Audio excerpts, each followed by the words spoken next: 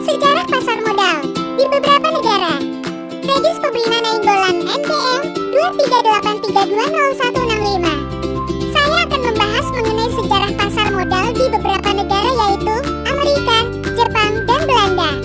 Pertama yaitu sejarah pasar modal di Amerika Serikat. Tahun 1792, sebanyak 24 broker menandatangani Bretton Woods Agreement di New York, yang kemudian menjadi cikal bakal New York Stock Exchange (NYSE). Tahun 1800-an, NYSE berkembang pesat seiring pertumbuhan ekonomi dan industrialisasi di AE. Tahun 1929, terjadi Wall Street Crash yang memicu depresi besar Great Depression. Hal ini membuat pemerintah memperketat regulasi pasar modal dengan membentuk Securities and Exchange Commission (SEC) pada tahun 1934. Tahun 1980-an 2000-an, teknologi komputer mulai mengubah sistem perdagangan dengan munculnya perdagangan elektronik. Kini, NYSE dan NASDAQ menjadi pasar modal terbesar di dunia, menjadi acuan global dalam perdagangan saham dan sekuritas. Kedua, sejarah pasar modal di Jepang. Tahun 1878, pemerintah Meiji mendirikan Tokyo Stock Exchange (TIC) untuk mendukung modernisasi ekonomi Jepang.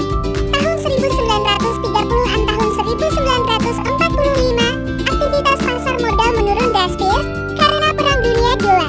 Tahun 1949, setelah perang, TIC dibuka kembali dengan sistem baru yang lebih transparan di bawah pengawasan sekuritas Jepang.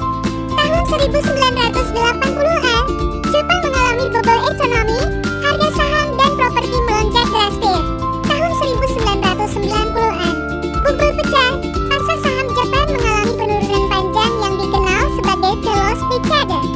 Pada tahun 2000-an hingga kini, TIC bertransformasi menjadi bagian dari Japan Exchange Group (JPX) setelah bergabung dengan Osaka Securities Exchange pada tahun 2013, menjadikannya salah satu bursa terbesar di Asia.